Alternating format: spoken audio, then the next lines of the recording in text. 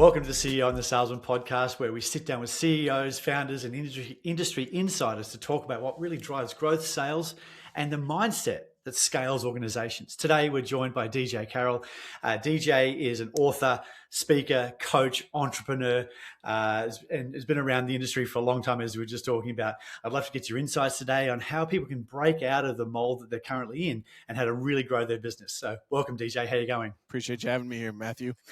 Hey, mate, before we get into what you're doing now, I want to sort of take your mind back to the beginning, before you got into what you're doing now. So what if you think about your career early in your career, what things do you think you would give advice to early DJ to help the expansion? I know you're really successful now.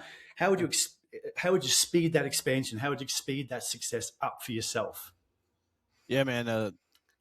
Thanks for everybody for tuning in. I've been an entrepreneur my whole life. My senior year of high school, I turned down 8 football scholarships and started mowing grass. And I like to say an entrepreneur was born. I've always had a keen eye for the hustle. My dad and I, when I were younger, we used to buy like mopeds and go-karts that weren't running, get them running, hit them with a rattle can of spray paint, and then sell them in the yard sale in the springtime.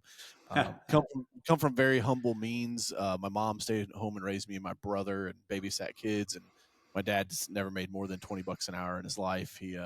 We often joke around that in his lifetime, he's went from having an outhouse to an iPhone, which is quite the technological advance. Originally from Indianapolis. I live in Kentucky now. I've got a beautiful farm that I live on with my amazing wife and our 2 kiddos. And so, it's been quite the journey thus far. My team found a YouTube video from 2012 that they sent me today when I was doing like one of my first cold like drop-ins, where I went in and asked a property manager when I had my lawn care business, if I could give them a quote for their lawn care and landscaping. So it's been quite the journey, man. If I had one piece of advice, I would have to take you guys back to the night that I told my parents that I wasn't going to take one of the 8 football scholarships and be a chemical engineer like everybody expected me to be. I still remember sitting around the dinner table and my dad's sitting there, and I gotta tell you, Matthew, I'll never forget the sound of his fork hitting the plate when I told them that I think I'm just gonna go make it a go with this lawn care stuff and see what happens. You gotta think, man, back in 2007, this was before Gary Vee came along and the word entrepreneur was cool, right? Back then it was Yeah. still very much a STEM program, right? You were like in science, technology, and mathematics, engineering. So I was going to be a chemical engineer.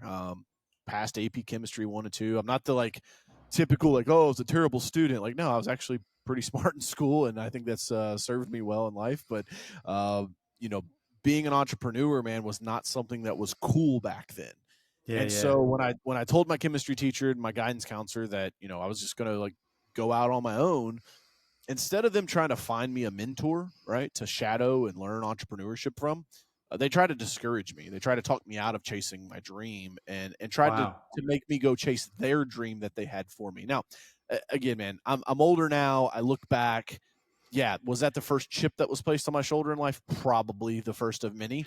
But they were doing it from a place of goodness in their heart. I really do believe that, man. They saw that I was a very bright student, and they're like, just going to throw your life away in like weedy ditches for the rest of your life. What are you doing, kid? Mm. But that worked out, man. I grew that thing to $3 million in revenue and sold it. And, that was the beginning of the entrepreneur foray. And I'll tell your listeners right now, the number one rule that I've found in entrepreneurship and really in life in general is you have to believe in yourself, especially when others don't. Um, if you're going to achieve any level of success, you're going to have people that tell you how dangerous it is, how many different ways you could fail, how many, why it would be better just to stay on the straight and narrow, safe path. But I like to say that this life, you only get one chance at it, but if you do it right, one's enough times. And you gotta have a little bit of an adventure. I think it's meant to be lived. And I also just think that over the years I've attached to a higher power, and that's guided me as well. So it's been fun, man. I like to say I'm 37 now, but we're just getting started. Fantastic. Hey, look, you covered so much in that opening intro, man. I want to go back. So Yeah. you said you filmed your first bit of content. You're going doing a call in on somebody. What year was that? You said it was like Yeah, 2014, that one was 2012. The video I 12. found. So I made my first YouTube video in 2009, though. Yeah. so what motivated that? Because that would have been pretty out there to do that film, do that's like Yeah. go out there I'm and have 20. somebody follow you around. What motivated that? What? No, I was in selfie mode. So I was 24 years old, and I had a business coach. And by the time I was 23, 24 years old, I was doing public speaking. Like I've always had this desire to like give back and help others. And so I found a sales coach out of Dallas that I hired at a very young age. Quick story is really funny. When I found him on YouTube, and I said, "Hey man, I want you to teach me how to sell." Like I've figured out that like sales is like the number one thing that matters in business, because if we don't sell, nobody eats, right? And so Love nothing it. happens in a business until a sale is made. And so he was like, "Great, it's $6,000. Do you want to put that on a Amex, Visa, or Mastercard?" And I was like, "Dude, I'm in my early 20s. I don't have a credit card. It's got a $6,000 limit. What are you talking about?" And so he was like, "All right, I'll do a deal with you. Write me out 6 individual $1,000 checks, mail them out to me, and I'll cash those each month. And you Hmm. better be good for them." And I was like, Yep. "Okay." And I had my feet to the fire. And so um, before that, man, like no one in school had ever told me like, "Hey, there's a potential career path to be a public speaker and an author and a coach," right? Like you almost like find that in your second or third life, right? Because like I Mm. think we go through several lives. I think our 20s is a life. Like each decade is a life that you live, and oftentimes people find it later. But I was like, man, I've got good information. I've got a little bit of showmanship, and so like let's get on stage and rock it. And so I made a video and I said, "Hey guys, I'm just going to teach you all." And maybe you remember this, Matthew. In the early days of the internet, there's these things called forums, right? And Sure. so that's before Facebook groups came along and like destroyed forums forever, or Reddit, right? Yep. And so there used to be these forums, and there would be like a lot of these like new guys in lawn care and pressure washing and stuff that I was on these forums with. And I just wanted to help them because I had had other guys help me when I got started. And so I'm like, "Hey, let's send the elevator back down." And so I was like, "Hey, I'm going to walk in here. I'm going to show you guys how to do a drop in. I'm not selling them anything. I'm just asking for contact information. I'm going to let them know I'm going to follow up to schedule an appointment to give them a quote." So I just recorded myself, kind of like, you see on social media today, people Yep. do with those meta glasses. But it was like, the fat man up view because I was just holding my phone. And so I walked in, I did it, and walked back out. So yeah, man, I've been making content a really long time, and I just enjoy doing it. And I'm not attached to the numbers. If a video gets 3 views, that's enough for me, man, because that's 3 real people on the other side of that maybe I could change their life.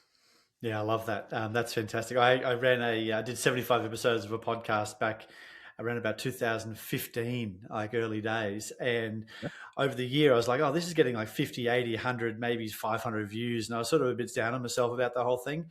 And then I was Mhm. talking to my wife, and she goes, well, what business did you get out of that?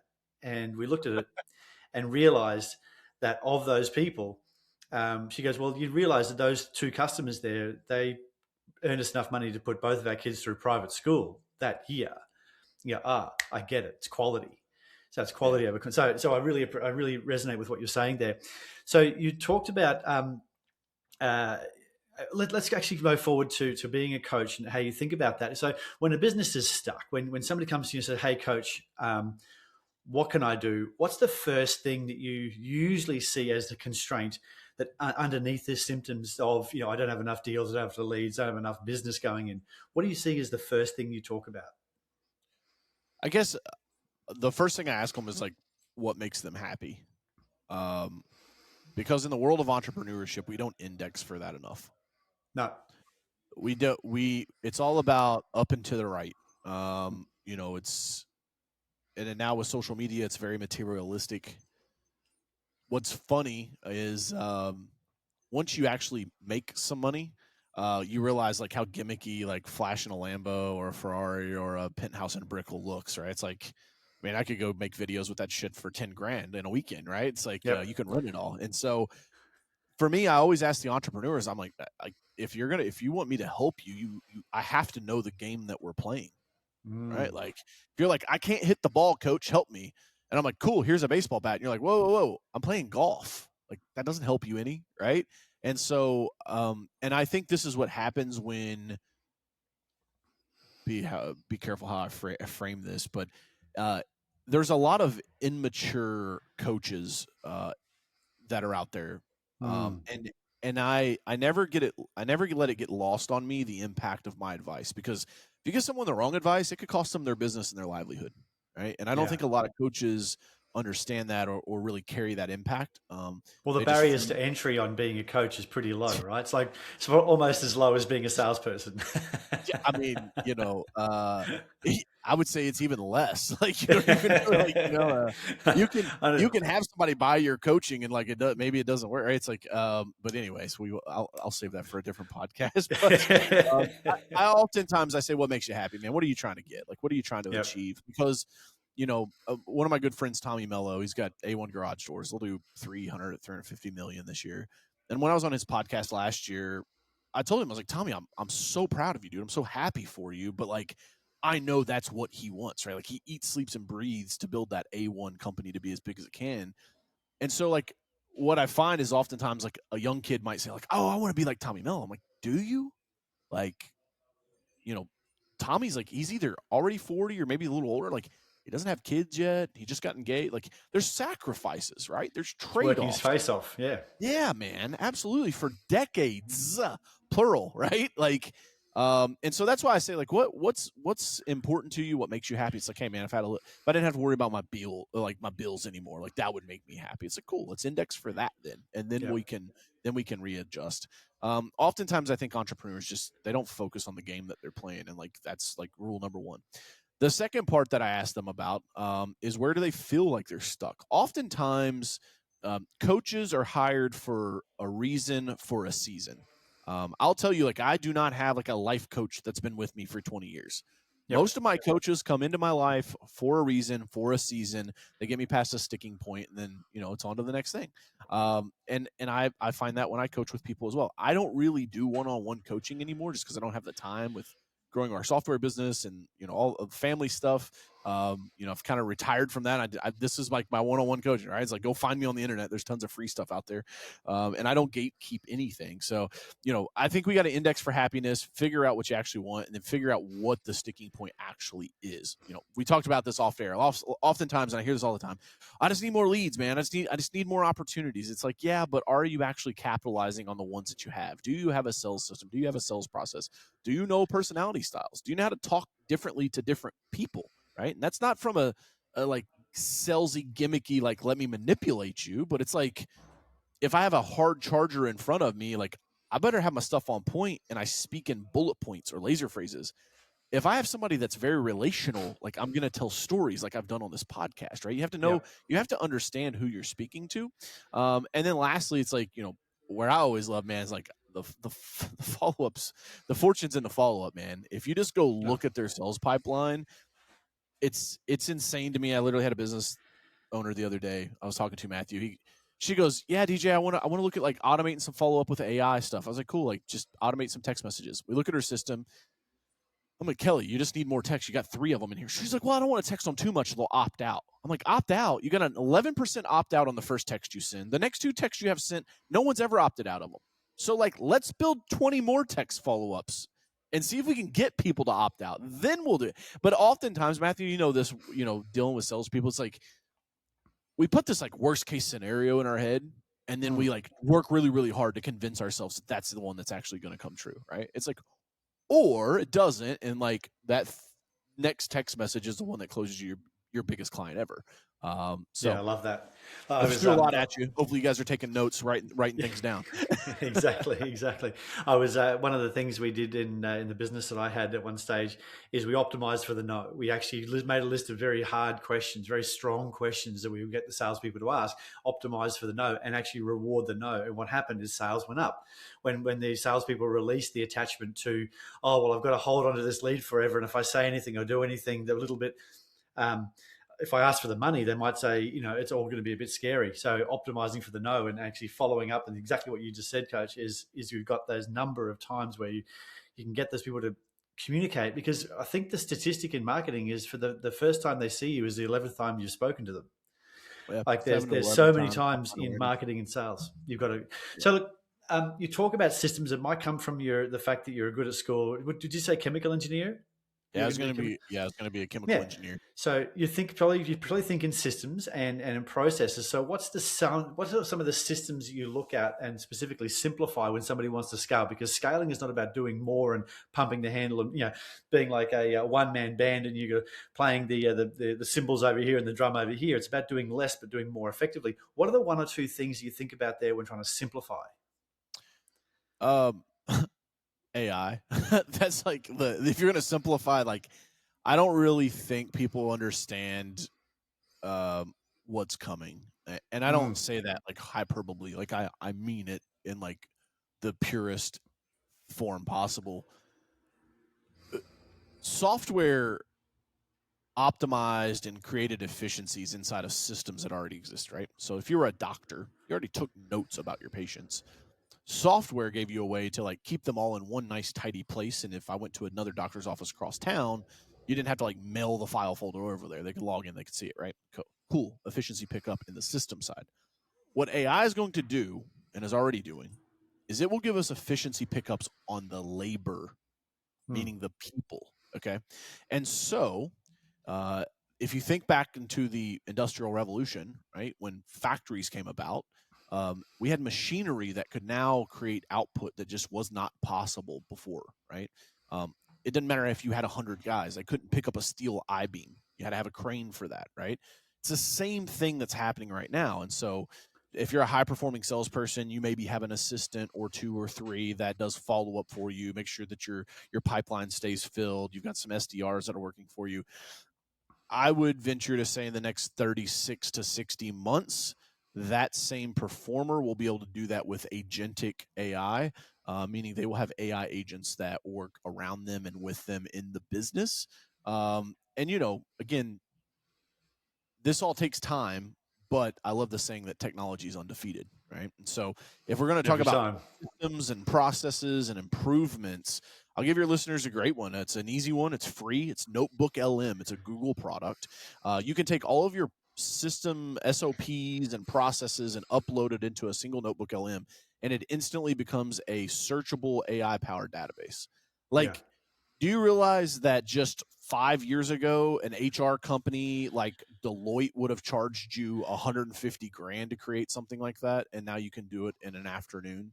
Mm. Um, those are like the real efficiency pickups that are coming, dude. Like, and I don't think people see it. I think some of us see it, and those are going to be the first mover advantage people. You have to remember Bezos in 1995 when he raised the first round of money for Amazon. He was raising $1 million. He said it was the hardest round they ever raised. He had 60 plus investors that he went to. Some of them didn't even know what the fucking internet was, dude. Who wants to Like, buy books on the internet? I want to walk into a store and look at the thing, well, not even that. They literally didn't know what the internet was. They're like, Mm, he would get to the end of his pitch and a guy would go, "What's the internet?" Like the dude hadn't heard about it, right? And you might think that this is like so like that doesn't happen with AI. No, it's happening, dude. I was just hunting in southern Tennessee last week. I go into the little diner in Fayetteville, Tennessee, and this sweet little girl comes over. She's 28 years old. We get to chatting about one thing or another, and I'm like, "Oh yeah, use ChatGPT." And she's like, "What?"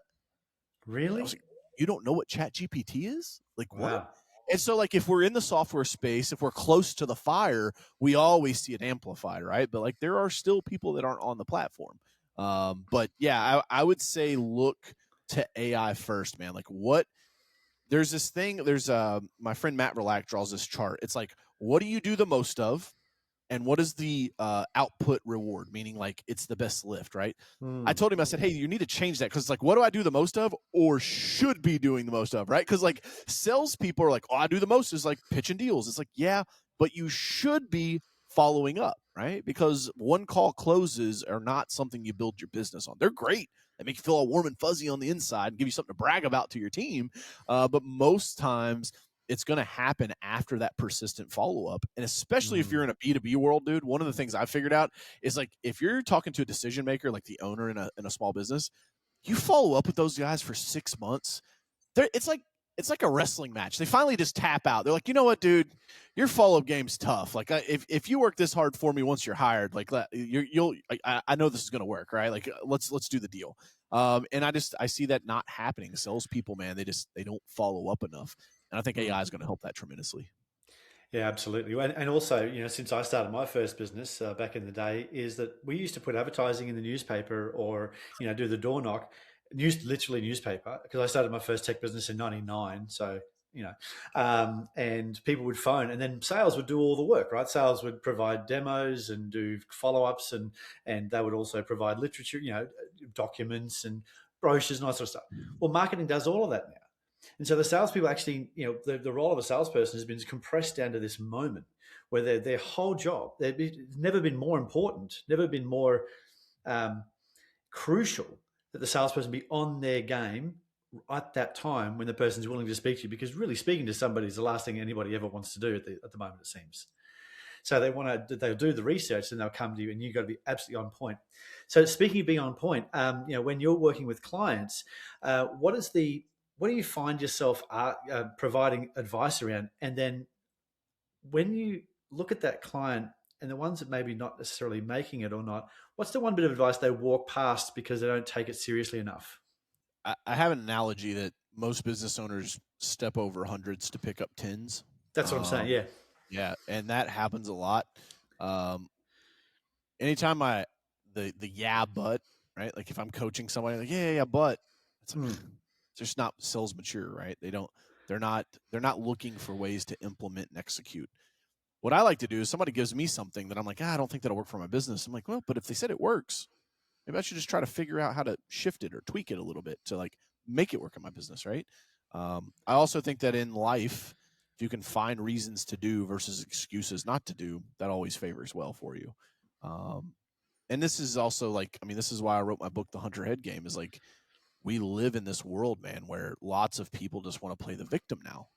And in the last decade, it's almost become like socially acceptable, right? It's Mm. like there's a pill for that, there's a shot for that, there's somebody that'll like let you lay down on the couch and talk to them about that. And that's not to downplay any of the struggles that people go through. Like I understand there's legitimate ones before you guys hop in my DMs or in my comments going, you don't understand, coach.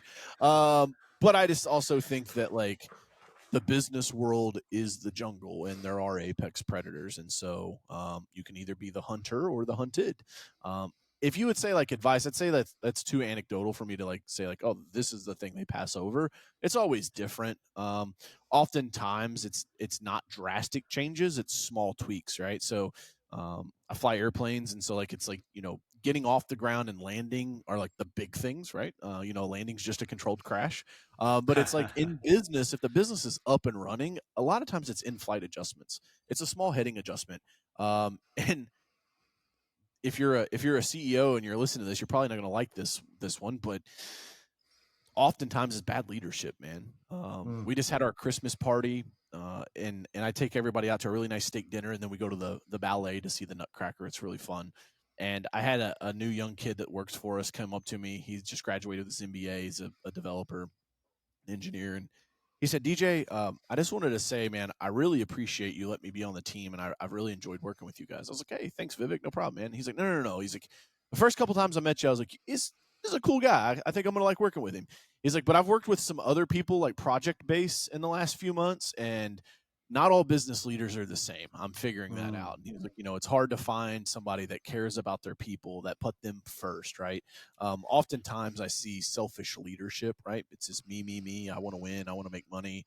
You guys go do it, right? That doesn't work. This isn't the 1950s anymore. People don't just show up and work hard because you're giving them a paycheck on Friday, right? And so, like, I would tell you guys, if you're listening to this right now and you're in a leadership role, look into the mirror and do a checkup from the neck up, because oftentimes the thing that needs to change the most is you, right? It's not a new Mm. software, it's not a new strategy, it's not a new AI. It's you just need to become the better version of yourself to get you to the next level. And where would they focus? Where would they think about when they do that look in the mirror? What would be the first step that they would take? What's your um, I guess first port of call when it comes to looking at those types of things? Yeah, I'll steal one from the late great Jim Rome.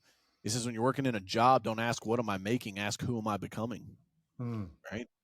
And Yeah. if oftentimes when I talk about like life purpose, right? If we're gonna like get super meta on this and like go Sure. super wide, it's like how long have you spent looking for it, right? Like your life's purpose doesn't just like show up and ring the doorbell one day. Yep. You have to spend time in meditation and prayer and in silence. Go for a walk in the park. Especially with these things, dude. I mean, my phone stays on silent and do not disturb. Like my family even jokes around. They're like, "Yeah, I hope nothing ever happens to anybody because we won't be able to get a hold of DJ." Because it's like I check that thing when I want to, but Yep. that's not the norm, right? Most people, if I sit down in a business meeting, Matthew, it's like their phone's like bzz, bzz, bzz, bzz, beep beep, bump bump. I mean, it's just like nonstop, grabbing for attention. And so, yeah, I mean, if you're gonna look in that mirror, I think I would ask myself, who do I need to become to get to the next level that I want to achieve? I love And that. the beautiful thing, and also the downside, the upside and the downside, both in one, is that you're the only one that can control that. Very cool. So I really like that. So what do so as businesses are growing and as they're scaling up, what do you think most business owners misunderstand about, if they come to you and say, "Hey, I want to go from A to B. I want to scale this thing." What are they what's the one or two bits that they're sort of not understanding about what it's actually going to take to get there? Yeah. If you say, "Hey, I want to go from A to B," I'm going to say why, Hmm. because that why is what will carry you when the fecal matter hits the oscillator, and that will happen. um, Hmm. that old Instagram quote of entrepreneurs are the only people that'll work 80 hours a week for themselves, so they don't have to work 40 hours a week for someone else, right? Yep. It takes sacrifice, and so like that's the second part of the question: why do you want to achieve that? And then secondly, what are you willing to give up to get it? That Beautiful. oftentimes, Matthew will talk them out of whatever they told me in the first line, right? Once you run through that scenario, like, yacht in Cayman Islands, I'll be fine with a 20-foot Sea Ray bow rider that I can just take out on the weekends with my family. Maybe we can get there, right? And this is not to say lower your goals. Like these are, it's always fun when I do these podcasts because like I'll get people that'll DM me like, you said Dutch. It's like, dude, it's like nothing is absolute in this life other than like death and taxes. You don't have to do anything else, right? Like you don't even have to breathe if you don't want to, right? It's like it's just Yeah. death and taxes. Those are the only two things. I guess you can get away with taxes for a while, but they'll probably catch you eventually. But it's like there are no absolutes in life, and so it's always fun when people like try to ask for like absolute advice. But that's why I was like, the best coaches I've ever had have asked me questions to get me where I originally wanted to go, right? Like, I want to go to A to B. What do I need to do to get there? It's like, well, why do you want to do it? Well, because it would be awesome. Cool. What are you willing to give up? Nothing. It's like, see where we're going here? It's like, probably not going to happen. All right.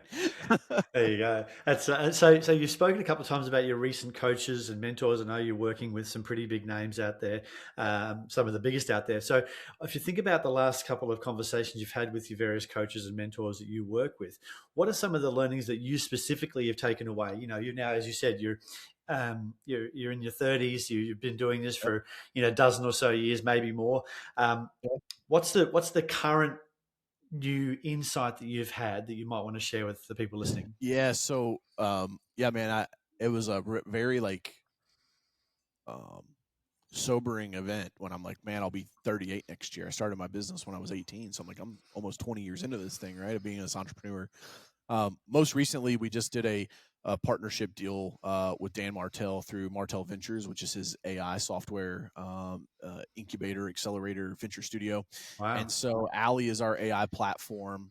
She's a lead detective, so she detects leads through your phone line and from your website. And so it's been really cool just to be able to work a little closer with Dan. And I would say it's not like a direct like thing that he said, but just more of an observation of how they operate, Mm. and the cadence and uh, the healthy pressure that exists inside of the venture studio, right? Like we're all in a hurry to get somewhere, right? Like there's this sense of urgency, and I find that a lot, Matthew, with successful people is like they have an innate sense of urgency, and that's not something that I think you can like really like will into people, right? Like it's they either have that or they don't. Some of those innate talents, and that's what I love about sales, because like that age old question of like, are salespeople made or are they born? It's like I think it's a little bit of both. I think you certainly have an advantage if you're a natural orator like myself, right? Where you can talk to people, you don't know a stranger, and you're very outgoing. But that doesn't mean that someone that's less social but is super analytical and is like detailed in their follow-ups and nothing ever falls through the crack, they could be just as successful, right?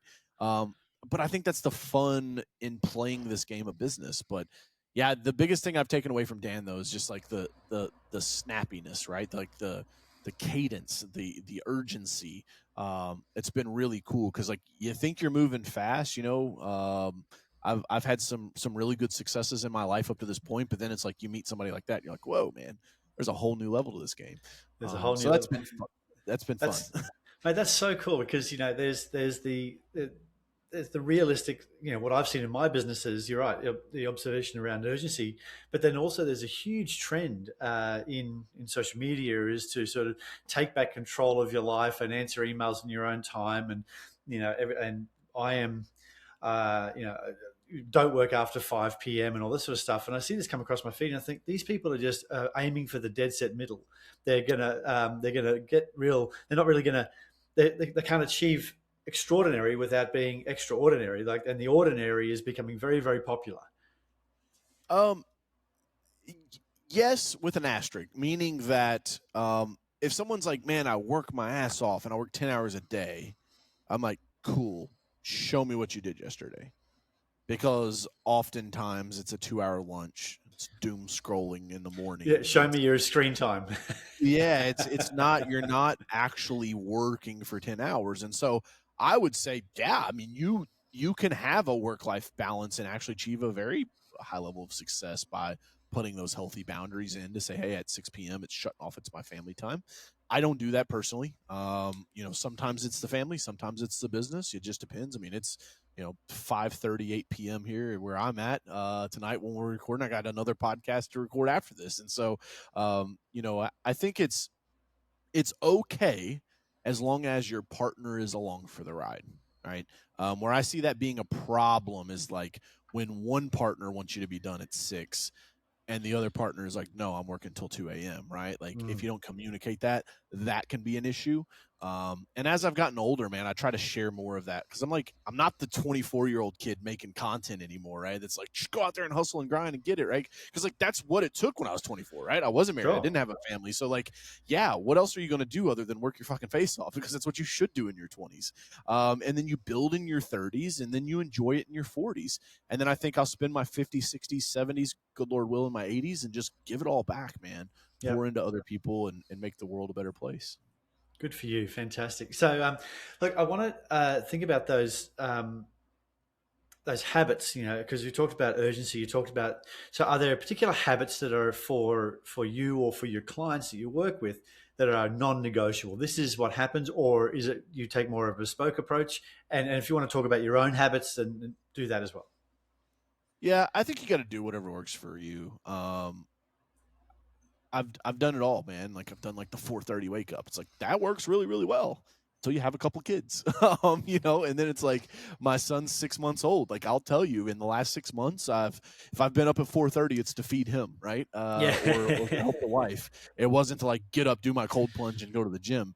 Now, I do think like your health and your fitness is very, very important. I break this down into an acronym called FRESH, FRESH. So, and to me, this is like how I kind of like split up my life. And when you talk about habits, they typically fit into one of these 5 buckets. So it's finances, relationships, your environment, your spirituality, and then your health and your fitness. For me, I think the health and the fitness part is good. If I see somebody that's stressed out and overweight, I'm like, hey, an easy way to not be overweight and not be stressed out is like, just go hit the gym, right? Go for a jog, go for a run, go for a walk if that's all you can do. But you got to move your body. I also think like life is nothing more than beating gravity every day, right? One day gravity will win and you will not rise. You will stay where you're at and you'll be in a lifelong slumber. So for me, like I think health and fitness is good. Like I said, I'm coming, and this is just me being me, man. I'm not on here to front and say like I'm some Superman. It's like, no, it's like in the last 6 months, like some of that has went by the wayside because I've focused more time and attention on my relationships, right, with my kiddos, with my wife, and helping for the past 6 months. Habits on the finance side, I look at my bank balance every single day. I Yep. think what you pay attention to grows, and so Tony Robbins says that where energy goes, or where attention goes, energy flows. And so, I think looking at my bank balance on the finance side of the relationship, I will kiss my wife goodnight every single night. I don't care if we've argued or I'm not happy with her. The environment, the best thing you can do is hire a cleaning person, man, to just like keep your place clean, keep it tidied. It does so much for your mental health. Keep your vehicles clean. That is something that is very, very powerful. And then spirituality, man, if I can find 10 to 15 minutes a day to just pray in gratitude, to thank God for what he's provided, and to say, hey, keep sending me blessings because I'll be good stewards of them. Those are kind of some of those habits that I tried to align with in those 5 categories. Yeah, I like that. The cleaning up. I think that there was a Bradley Cooper movie where he took the pill and it becomes, he was able to access his whole brain. And the first thing he did was clean his house. He didn't go out there and make $1 billion. The first thing he got himself organized. He cleaned his house. And so Yeah. it's really, I like how you've couched that. So Yeah. you talked about attention. You talked about what you focus on expands. And so what is your attention on in 2026? Yeah, so my intention in 2026 is around this partnership with the Martell team, Can you talk more leveraging about that. that, or is it too early? Yeah, and a little bit. Dan's coming on as a strategic partner. We were picked out of I think over 400 companies they had looked at. We were one of a dozen, and so again, it's our software platform called Ally. You can go to hireally.com, ALLI, hireally.com, I'll put some and links down again, below. yeah, I appreciate that, man. No She worries. detects anonymous website visitors. So, the biggest challenge with small businesses is they pay a bunch of money in advertising to send people to their website, right? You get the Yep. attention, but then there's no conversion. And the Harvard Business School says that most websites convert at a 2 to 5%. And so you got 95% of your traffic that's hitting your website never to be Just seen again. bouncing. Yeah, what Allie does is identifies those people at a personal level. Like there's a lot of competitors out there that'll do it at a business level. Like, hey, somebody from Procter and Gamble looked at your website. Like these are actual like personal level information, so that you can do email outreach, which is legal in the U.S. Again, check your local jurisdiction because I know Canada and the EU are a little different, but in the Yep. U.S., as long as you're following can spam, you can email those people. And I always like to say, if you sell hot tubs, right, and like there's 3 of you guys in town and someone's looking at all 3 websites, you have Allie, and now you can proactively reach out to that person. It allows you to contact that customer earlier in the life cycle, and give Mm, yourself a better opportunity.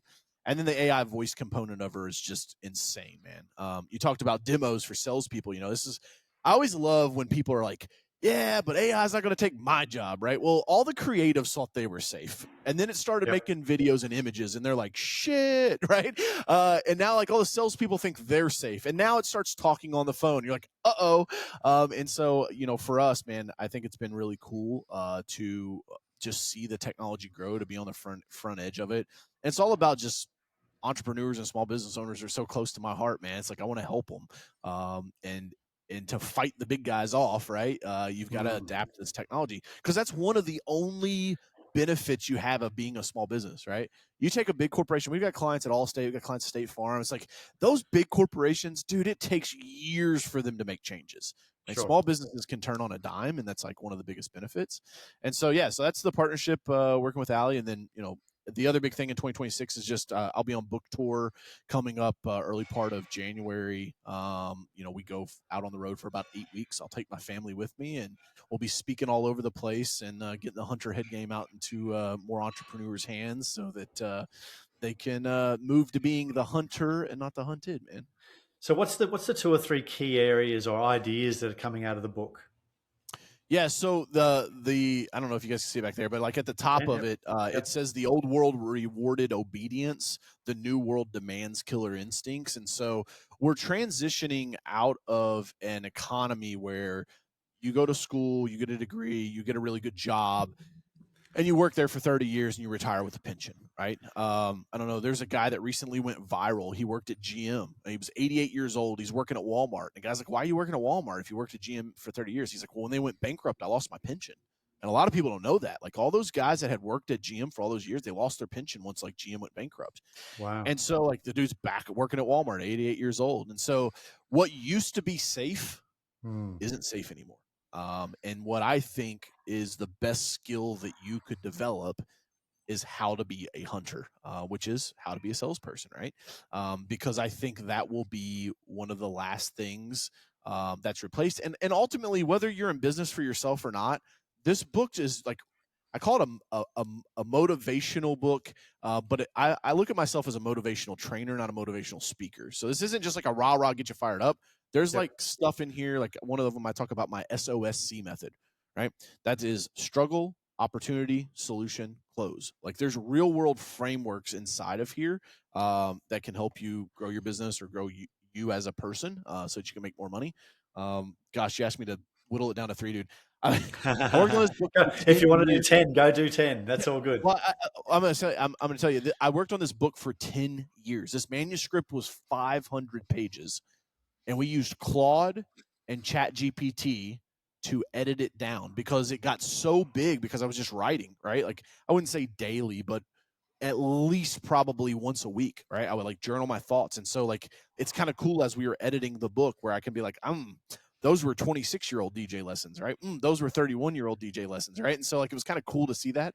And then AI did a really good job of blending it all together, tying it all together. And we put parameters around it. We said, hey, you have to use 80% of the text from the manuscripts. So like it didn't just like go off and like make wild shit make up. some Like, random it stuff up. did. Yeah. I had to catch it during the editing process. But like I talk about one of my cousins who got killed in a drug house, man. I talk about my mom having cancer, and it was fun, man. It allowed me when I write in silence. I write in like solitude, and it allows me to really get vulnerable and write down things that I wouldn't otherwise like be able to just come on a podcast and share or put into a video. And so I think it's probably the most distilled version of Coach Carroll that you could probably get. So, if you've enjoyed what you've listened to thus far, would love for you to grab it. You can go to hunterheadgame.com. We also put together a custom AI. It's a notebook LM that's trained on the book. And so after you read it, and you're like, hey, what Coach Carroll say about early mornings? It's like, here's what it says in the book. So it's pretty I neat. love You that. guys get that for free.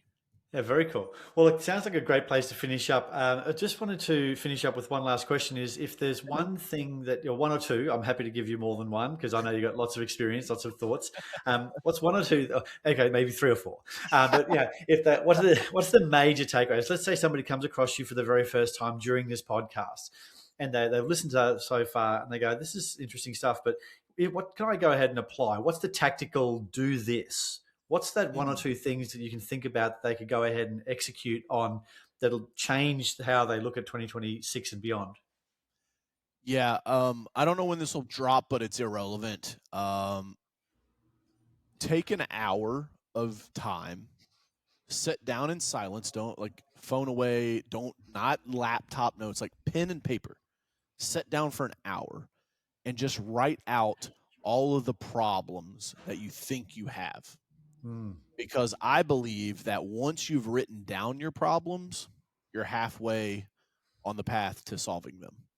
And oftentimes this like world that we live in where we hear about, there's more anxiety now than ever before, and it's because of social media and scrolling. It's like, no, it's because we're all just a bunch of head cases, man. Nobody writes anymore.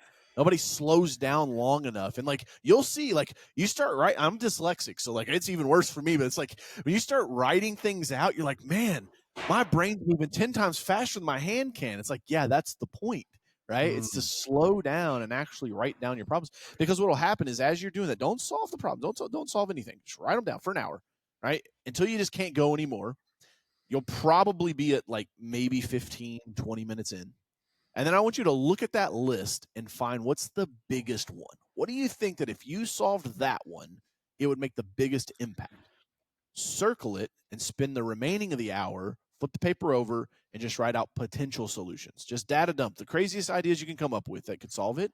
That is a key thing that you guys could do right now in the next 60 minutes of listening to this podcast or watching this podcast that will have a crazy impact on your life if you've never done anything like that before.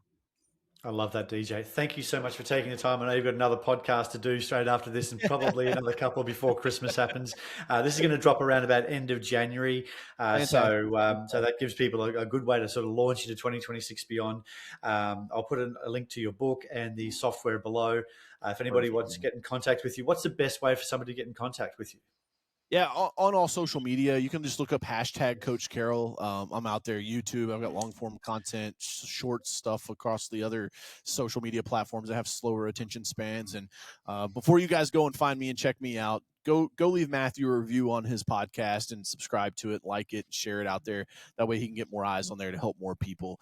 You guys can continue to grow your community. I can't thank you enough, man, for inviting me in and letting me be spend some time here, give me some space to share my story, and hopefully I motivated a couple of people and fired them up to become their better self in 2026. Fantastic. You sure have. Thanks very much. Talk to you soon. Bye for now. Thanks, man.